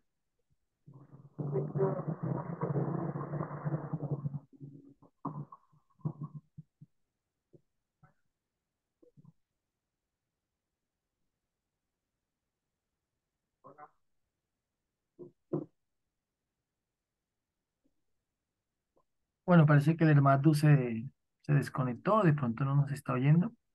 Si hay algún otro ser que de pronto tenga alguna inquietud, adelante, por favor, para poderle darle contesta. Hola, Vamos. ¿sí me escucha? Hola. Sí, ahí le estamos. Sí, sí, lo oímos, lo oímos. Sí, maestro, sí tenía una preguntita. Si bien es cierto, usted pues ahorita nos está ofrendando pues lo que es el conocimiento de las escrituras y a la luz de la gematría, entonces en ese sentido pues, ¿por qué todavía se sigue diciendo en una forma todavía literal? O sea, hay algunas cosas que dentro de la doctrina se las dice literal, otras veces se las dice a la luz de la geometría, otras veces a otra forma de interpretación, ¿no? Entonces, eso era venerable. Entonces, o si vamos a hacerlo todo a la luz de la geometría, pues sería bueno, ¿no? Porque ciertas cosas cogemos literal y otras cosas lo hacemos de otra forma. Y eso era, maestro, mi inquietud más que todo. Gratísima por su Ah, su conferencia. merced. No, no, bueno, no logré captar muy bien la pregunta. De pronto, si su merced, bueno, la explica un poquito más y cuando su merced hace, interpretamos cierta porcel y la otra no, pues de pronto nos puede aterrizar un poquito más y a ver si de pronto podemos entender. No le logro captar. A ver, ahí no sé si me escuché. O sea, la pregunta es, digo, usted en este día lunar, pues nos está ofrendado acerca de cómo es ver la Biblia, ver ciertos libros. Bueno, más que todos son los de la Torah, los que se puede hacerlo en forma de la gematría. Entonces, pero mi pregunta es, porque todavía en la doctrina, si se sabe bien que hay textos que no se los puede mirar literalmente, entonces, ¿por qué en ciertas partes se coge literal y por qué en otras veces se coge ciertos párrafos ya en cambio en una forma ya esotérica? Eso era la pregunta, maestro. No sé si esté claro. Bueno, sí creo que le puedo entender. Em, bueno, sí tocaría de pronto de ver la persona que lo está explicando, depende de pronto del conocimiento que tenga la persona, pero bueno, también es válido porque es, como le digo, eso hace por ser del estudio, por ser literal, hay que leerlo así para poder uno pasar es como cuando uno está en la universidad y entonces si tiene 4 semestres o 5 semestres, pues tiene que pasar por el primer semestre y luego sí pasar al segundo, al tercero, en este caso que los cabalistas nos hablan de 4 niveles que tienen que ver con los 4 mundos, y el primero es ese, el de lo literal, sí, leerlo, hay que aprenderlo así, que salió, que pelearon, y luego sí, pasar a otro nivel. Y no está mal, el sí es que si de pronto se queda la persona solo estudiando esa porcela, ahí sí, de pronto sí, no es que esté mal, pero sí, en lo posible sería estudiar la porción ya gemátrica o cabalística o numérica de las Sagradas Escrituras. Habría que entrar de pronto un poquito más en contexto la persona, por qué lo está explicando así o por qué de pronto no ha entrado a explicarlo desde la forma ya esotérica, pero sí es válido también poder estudiarla por ser literal, eso se conoce como el Peshat, el primer escalón, y luego sí subir a los otros. Creo que así le logro entender un poco mejor lo que su merced pregunta. Bueno, creo que hay otra manito, creo. Si hay otra manito adelante, levantada, sí. Guarapia. El venerable Guarapia o la venerable Guarapia, adelante, por favor. Buen día, buen dinero, buena salud para su merced y todos los que estamos presentes acá en la sala. Maestro, su merced hablaba de la llave Tao. La misma llave Tao de ahorita que está enseñando el maestro fue la misma que enseñó el maestro Crestus. Bueno, creo que a sus apóstoles ellos tenían también la llave Tao y ellos tuvieron esposas o algo pues para practicar de pronto pues la alquimia sexual o ninguno de los apóstoles fueron casados o esposados. Y si ellos tampoco tuvieron hijos, ¿verdad? Listo. Bueno, sí le alcancé a oír. Bueno, eso vamos a hablarlo en la próxima clase. Aquí, por acá traía algunos, bueno, si alguna relación con respecto a esto y a lo que el Cristo indicó. Le adelanto un poquito, claro, porque es que ese Tao está, por eso es que, no sé si su merced estuvo en la clase anterior y la anterior a esa, donde hablábamos del Masías o el Mesías, donde él decía que era el alfa y el omega, el principio y el fin o el Aleph Taf, o sea, dentro de él está ese Taf, representa el que tenga, por eso representa el Wordero, que simbólicamente era mostrado cuando ellos utilizaron el Wordero para hacerlas, para marcarlas. Los dinteles son como eso se le conoce como el marco de la casa, ¿sí? Los dinteles, eso representa la frente de nosotros, ¿sí?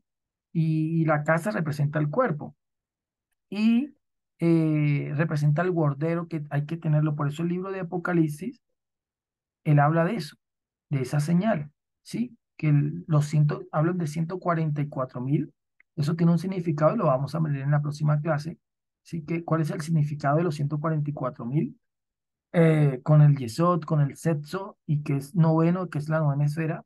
Y claro, el Cristo también tenía el Tao, Tao, porque miren que la palabra Tao también quiere decir Kamitu.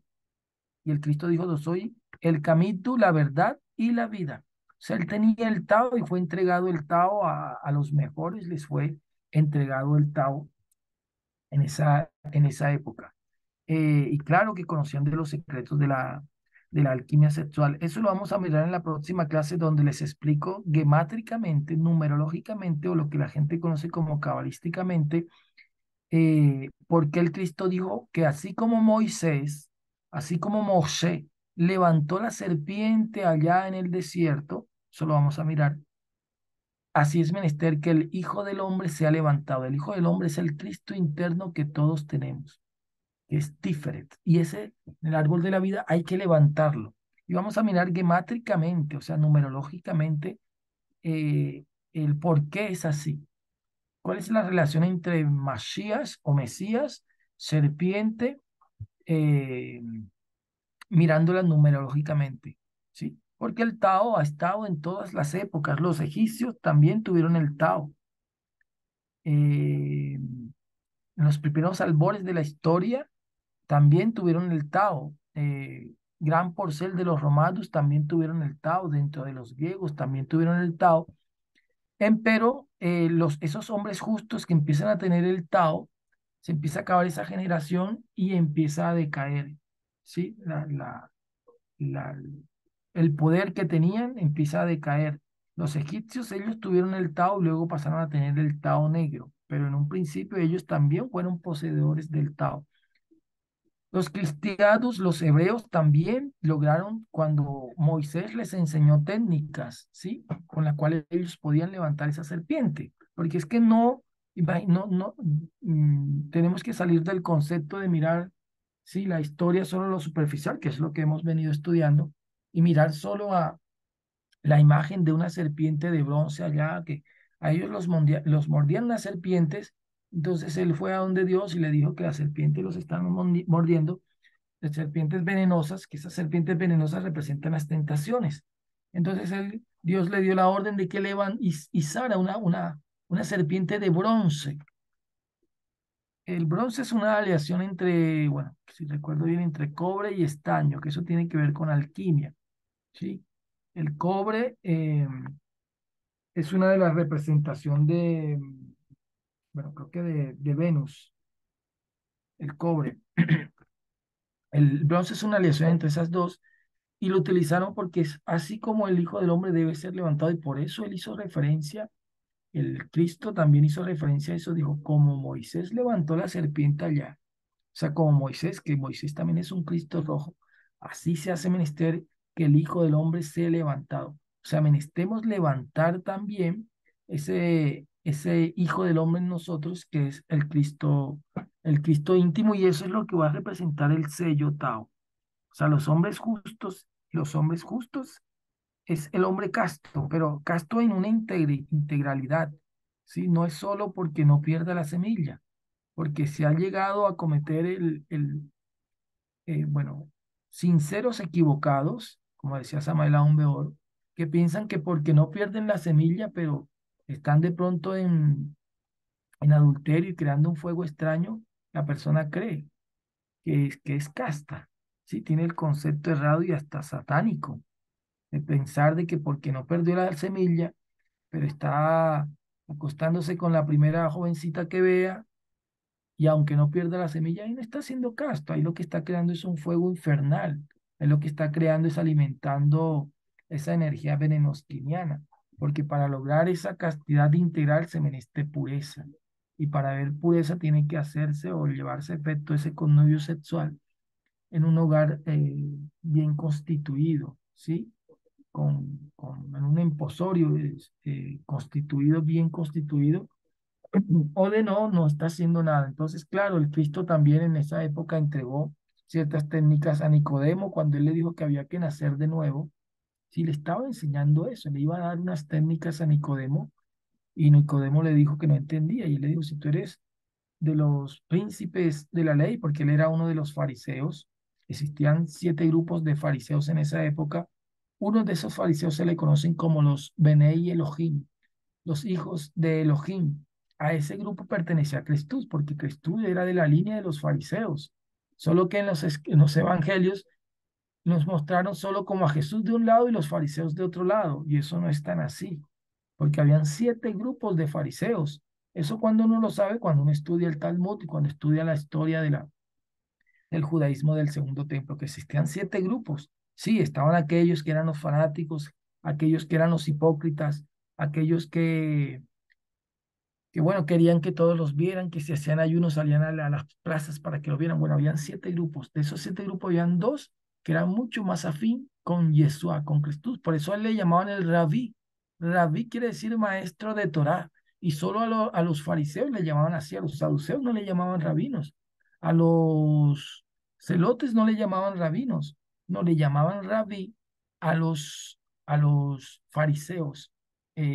Pero no eran solo un grupo compacto, homogéneo, como nos lo hacen ver de pronto en algunas porceles de los evangelios, sino que eran 7 grupos de fariseos. Uno de Nicodemo, él pertenecía a ese grupo de los fariseos afines con el maestro que le cuidaban y en algunos conciertos le decía, maestro, vete por aquí porque venían a perseguirte y les estaba entregando unas técnicas o le estaba explicando a él que tenía que nacer de nuevo y le decía que, bueno, ahí le dio unas técnicas que de pronto en la próxima clase. Pero sí, claro, en todos los tiempos los primeros cristianos también tuvieron el Tao y fue entregado a los más elevados de su época, los hebreos también, los egipcios también, y en todas las épocas fue entregado esas técnicas. No se muestra como tal explícitamente, pero sí en algunas porciones, por ejemplo, con Pedro, que es piedra, ahí se dice que Pedro tenía suegra. Sí, sí tenía suegra, era porque tenía eh, posa. Entonces, bueno, en la próxima clase podemos hablar un poco más y vamos a llegar a hablar de eso, vamos a hablar del Cristo y el significado que tiene con esta cruzado. Entonces, listo, gratísimas, van a ser las 7 de la noche, entonces vamos a dar por terminada la conferencia en el día de hoy. Voy a hacer una oracel, eh, los espero dentro de 15 días. O bueno, si hay algún ser de pronto que nos quiera ofender la oracel, adelante.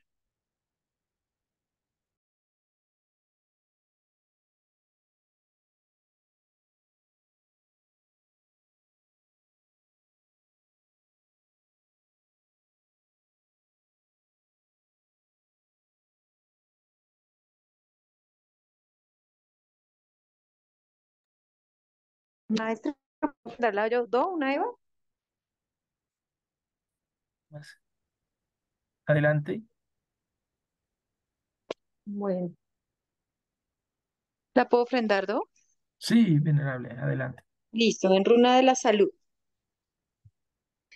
Gratitud, Padre amado, por este día. Te conocí cierto, entendí cierto. Gratísimas, Padre, por todas las bondades que nos das día a día.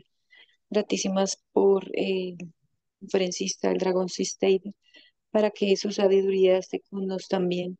Gratísimos por todos los que están aquí en esta sala, para que también seamos eh, entendidos y hallemos gracia en todas las palabras que el Maestro nos ha enseñado el día de hoy. Bendito seas, Padre, por todos los favores recibidos el día de hoy. Licencia, Padre, que los maestros Hakelion, Zeus, Zeus y Samael, Walva, Torbeo, sus viterias físicas estén resguardadas del pan, techo y abrigo menester, para que sigan con nos. Ayúdanos, Padre, a ser mejores de mo cierto, instante en instante. Gratitud por todas las bondades que nos das día a día, por todas las menestencias cubiertas, en el simbre de Kelión, de Shamat, de Shiloh, de Adonai, de la Madre Tránsito y toda la familia real y de los Elohims en estos días sobre la esfera aún, sea. Oh, 11 gratísimas, venerable hermana por la oracel. Dios le bendiga. Paz y luz, paz inverencial para todos. Tengan todos un buen reposo y un excelente despertar. Hasta pronto.